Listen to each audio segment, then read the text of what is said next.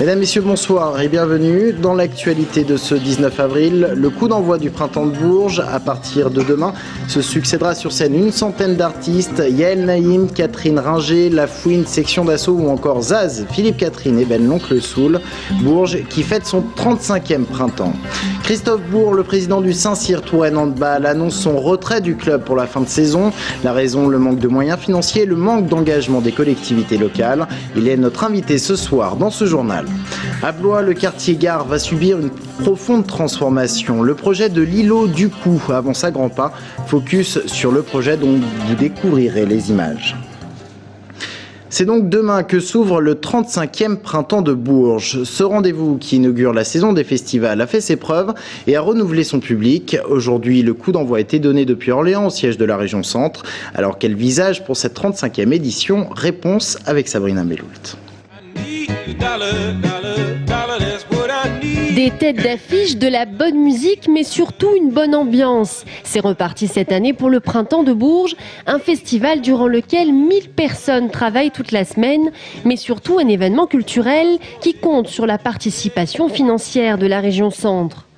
On ne parachute pas un festival dans un endroit sans avoir de relation avec, j'allais dire, les entités publiques qui œuvrent pour la région ou les départements ou les villes. C'est-à-dire ce serait pas bien de s'isoler de ces entités. Durant cette semaine de festivités, la région Centre met en place différentes animations et choisit même de lancer sa nouvelle plateforme numérique, l'Electrophone, qui vantera les talents des artistes et des labels de musique actuelle de la région. C'est un temps fort, un temps identifiant de la place de la musique, de la place de la culture en région.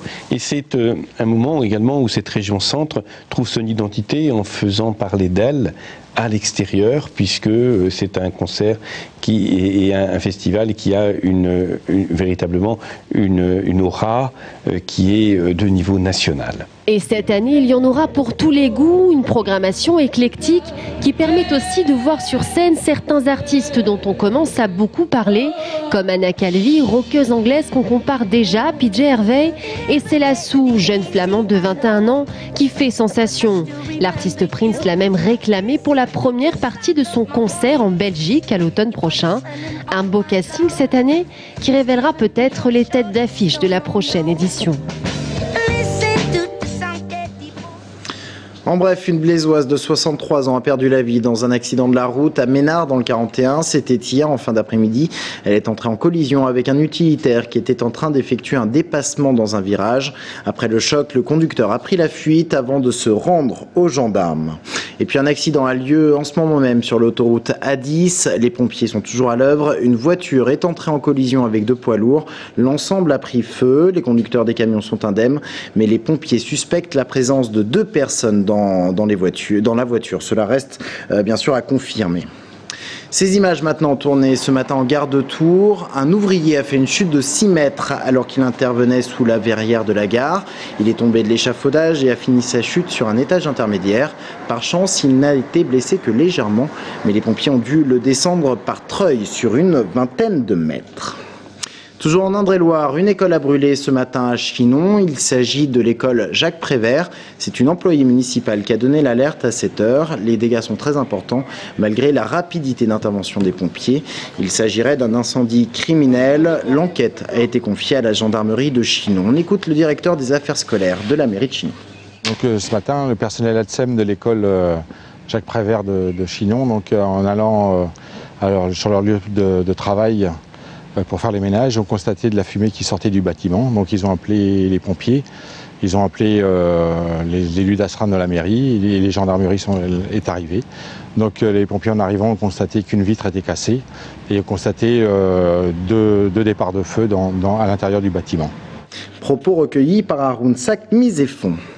Le Saint-Cyr-Touraine Handball privé de son président à la fin de saison, c'est en tout cas ce qu'il faut croire au vu des déclarations de l'intéressé dans la Nouvelle République. Christophe Bourg arrête et jette l'éponge. Il dénonce l'insuffisance du soutien des collectivités locales. Et on va en parler avec le principal intéressé puisque nous le recevons. Bonsoir Christophe Bourg. Bonsoir. Merci d'être venu sur ce plateau répondre à nos questions. Tout d'abord, cette question, vous aviez menacé l'an passé, à peu près la même saison, de vous retirer du Saint-Cyr-Touraine Handball si les collectivités n'apportaient pas leur soutien au club. Comment doit-on prendre ces nouvelles déclarations? Est-ce que le SCT et vous, c'est réellement fini? L'an passé, on n'était pas du tout dans la même situation. Le club accédait pour la première fois à l'échelon le plus important du handball national, en première division. Et effectivement, comme on était et de loin le plus maltraité des clubs de haut niveau de l'agglomération Tourangelle par les collectivités au niveau des subventions, c'était un vrai appel du pied en disant vous pouvez pas ne pas accompagner ce projet puisqu'il arrive à son terme. Même si il est vrai que personne ne nous a jamais demandé de le construire. On a essayé de faire en sorte de nous-mêmes avancer parce que les collectivités ont donné un petit coup de main, mais pas aussi important d'abord que ce qui m'avait été annoncé. Et de toute façon pas suffisamment important pour pouvoir espérer pérenniser le club à ce niveau. On va en reparler, on va regarder un reportage, mais quand même, là c'est définitif, vous quittez le SCT, vous ne reviendrez pas sur votre décision? Je ne crois pas au miracle, on a besoin d'un tel bond en termes de subventions pour pouvoir accompagner ce projet et le rendre pérenne dans le temps que malheureusement j'ai assez peu d'espoir et qu'effectivement je m'arrêterai à la fin de la saison. Mais il y a quand même une possibilité, si jamais les collectivités locales apportent... Je l'ai dit, j'avais dit que j'arrêterais définitivement parce que ça a été une décision extrêmement difficile à prendre, vous savez, j'ai beaucoup échangé avec les gens qui m'entourent et notamment avec ma famille qui est plutôt ravie, elle, de la décision que je prends. Mais je me suis laissé prendre au jeu par les joueurs hier soir qui, après un peu plus d'une demi-heure d'entretien avec eux pour leur annoncer ma position et la situation dans laquelle on allait se trouver, m'ont arraché le fait que si effectivement le miracle se produisait, je poursuivrais l'aventure. Mais je vous le dis, je suis croyant, mais pas forcément là. Alors, on va regarder un reportage, on se retrouve juste après, un reportage de Maxime Kemener. Il revient sur le financement du Saint-Cyr-Touraine Handball. Elle semble aujourd'hui bien lointaine, ces images prises lors de la montée du SCT en Ligue nationale. Christophe Bourg, président emblématique du club, a annoncé hier son intention de jeter l'éponge. Responsable désigné, les collectivités locales qui n'ont, selon lui, pas assez soutenu le club. Et plus particulièrement Tour Plus, qui fournit 100 000 euros, alors que M. Bourg en espérait 180 000. Quand c'est l'argent du contribuable, c'est toujours assez, même si effectivement pour les intérêts du club, c'est pas suffisamment. Par contre, pour emmener un projet de façon pragmatique et rationnelle, effectivement pour l'année prochaine, on sait d'ores et déjà que les enjeux sur lesquels on est susceptible de discuter sont à 200 000 en dessous de ce qu'il nous faudrait. On est dans l'impasse, autant prévenir nos partenaires, nos joueurs et notre public suffisamment tôt qu'on est dans l'impasse. Le club dit ne pas pouvoir en demander plus à ses partenaires privés. Et aujourd'hui, celui qui en 10 ans a mené le club de la Nationale 3 à l'élite veut avoir les moyens de ses ambitions. On sait que dans le sport, qu'on arrive dans l'élite, si on commence à parler de restrictions, on va parler de frustration et quelque part d'insatisfaction, et c'est sûr qu'on va descendre. Des tensions qui s'apaiseront si un repreneur se manifeste rapidement. Mais cette annonce risque de plonger le groupe dans l'incertitude, et notamment François Berthier, l'entraîneur, qui a prolongé son contrat de 3 ans il y a quelques semaines. Alors Christophe Bourg, le constat c'est qu'il manque 250 000 euros, c'est ça? C'est-à-dire que pour espérer l'année prochaine avoir un budget qui soit en équilibre et en adéquation avec les besoins du club, qui serait juste d'essayer de se maintenir de manière confortable, on aurait effectivement besoin de 200 à 250 000 euros de subventions supplémentaires. Vous avez une rancœur aujourd'hui contre Tour Plus, par exemple? Enfin, surtout non, Tour Plus, vous en parlez beaucoup de Tour Plus, les financements ne sont pas à la hauteur. Voilà, forcément je parle de Tour Plus, qui m'avait été donné un engagement verbal à hauteur de 180 000 euros, puis ensuite une lettre d'intention à hauteur de 130 000 euros, donc j'ai essayé depuis de joindre les intéressés, et j'ai jamais réussi à les avoir, et aujourd'hui de toute façon je n'ai reçu des conventions qu'à hauteur de 100 000, donc oui, c'est le seul interlocuteur collectivité locale ou territoriale qui n'est pas répondu présent à hauteur de ce qu'il avait promis. Les autres l'ont fait. Philippe Briand, dont vous êtes proche, n'a pas réussi à convaincre son ami Jean Germain de donner des fonds, assez de fonds pour le Saint-Cyr-Touraine Handball. Certainement. Alors, est-ce que c'était le rôle de Philippe Briand ou est-ce que c'était aussi la volonté d'une collectivité que d'accompagner un projet comme celui-là?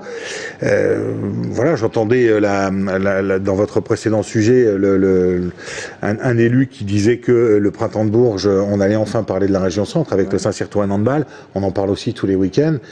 Bon, voilà. Maintenant, moi, il y a le TVB, par exemple, qui a un fort soutien de l'agglomération. Est-ce que vous trouvez qu'il y a discrimination? Alors, moi, j'en veux pas au TVB que de recevoir des subventions, et je trouve ça formidable ça leur permet d'avoir un parcours sportif qui soit à la hauteur de leurs ambitions.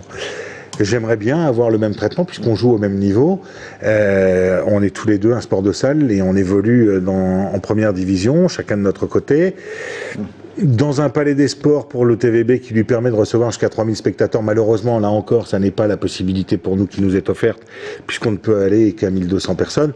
Voilà, donc si vous voulez, on n'a pas les outils, on n'a pas l'argent, donc à un moment, on a l'impression qu'on ne sert à rien, quoi. Pour finir, vous allez assurer la transition, là, vous allez prendre en charge ce dossier, trouver quelqu'un pour le Saint-Cyr-Touraine Handball? Alors attendez, il faut que je sois objectif avec vous, parce que trouver un mec aussi cinglé que moi pour mettre autant d'argent que moi dans un club comme celui-là de handball, je ne sais pas si... je vous ai dit tout à l'heure que je ne croyais pas au miracle pour les collectivités locales, mais là je crois que le miracle est encore plus beau à voir si quelqu'un venait à reprendre ma position avec les engagements qui sont les miens. Christophe Bourg, merci beaucoup d'être venu vous expliquer sur ce plateau. Dans le reste de l'actualité, la profonde transformation du secteur gare à Blois. L'îlot du Cou va être réhabilité pour laisser la place en priorité à des activités tertiaires. Le projet est lancé, il doit être livré à la fin 2012. Alors quel visage pour ce quartier gare? Regardez plutôt ce reportage signé Arounsak Misefon. D'ici la fin 2012, vous ne verrez plus ce quartier de la gare devenu vétuste et laissé à l'abandon. L'îlot du Cou, qui abrite la maison du fils d'Auguste Poulain, représente une surface de 6500 m². Il sera réhabilité en 3 immeubles qui accueilleront bureaux, commerces et logements sociaux. C'est la société IDEC, une entreprise blésoise, qui s'occupe du projet architectural. On est fiers de porter cette opération. En termes d'architecture et puis d'équipement urbain, c'est une très belle opération. On a la chance d'avoir pu exprimer un peu un caractère un peu novateur sur ce dossier. On va mélanger un peu une architecture contemporaine à un patrimoine ancien. Une architecture contemporaine et moderne, c'est le message fort que veut exprimer la ville de Blois. Un espace vert sera au cœur de cet îlot. Il permettra aux Blésois et aux touristes d'admirer la façade colorée de l'immeuble Poulain. Mais rassurez-vous, la maison du fils de Monsieur Poulain ne sera pas détruite. Elle sera rénovée et constituera un joyau historique au milieu de cet espace de modernité. Donc on est sur un enjeu important puisque ça va accueillir des entreprises tertiaires. C'est la démonstration quand on arrive à Blois, que nous sommes dans une ville historique, reconnue comme telle, avec un patrimoine historique exceptionnel, mais le visiteur prendra toute la dimension de la modernité de la ville à travers notamment ce bâtiment, à travers d'autres aménagements à venir. Ce projet ambitieux de 15 millions d'euros verra les travaux débuter vers le mois d'octobre 2011. La réhabilitation de l'îlot du Cou attire déjà des entreprises tertiaires puisque 800 m² de bureaux sont d'ores et déjà réservés. Quel œnotouriste êtes-vous? La question peut se poser car il existe plusieurs façons d'appréhender le vin et de l'apprécier. Des tests font leur apparition sur les salons comme le week-end dernier à Chinon. Tariq Kaldi. Bonjour, je vous propose d'effectuer un quiz pour savoir quel œnotouriste vous êtes. Épicurien, classique, explorateur ou expert, en 5 minutes, Aline et Morgane seront fixés. Moi, c'est les explorateurs attirés par les petits secrets du vin. Après le test, on dirige les participants du salon vers des stands qui leur sont adaptés.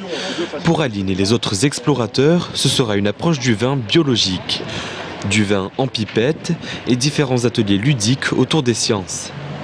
On a appris pas mal de choses. On partait vraiment de zéro, on s'y connaît pas du tout. Après, il y a un échange agréable, il nous explique clairement, c'est convivial. Et ce système de test, vous en avez pensé quoi? C'est intéressant. Ouais. Et ça nous guide bien, on n'est pas perdu parmi plein de petits stands, donc c'est intéressant. Mais comme de nombreux participants, Aline et Morgane n'ont pas tout vu du test.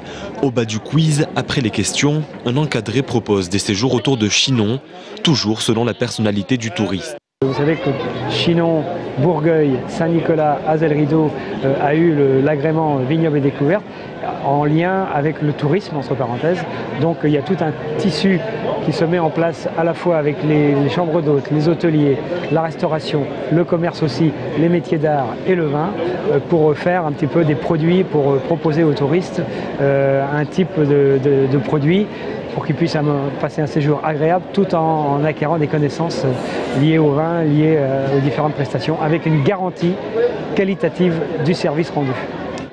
Malgré son originalité, le test a peu séduit. À la fin de la journée, 10 réservations pour des séjours ont été enregistrées. Et c'est ainsi que se termine ce journal. Merci de l'avoir suivi. Dans un instant, nous recevons Serge Babary, le président de la CCI Touraine. Restez avec nous.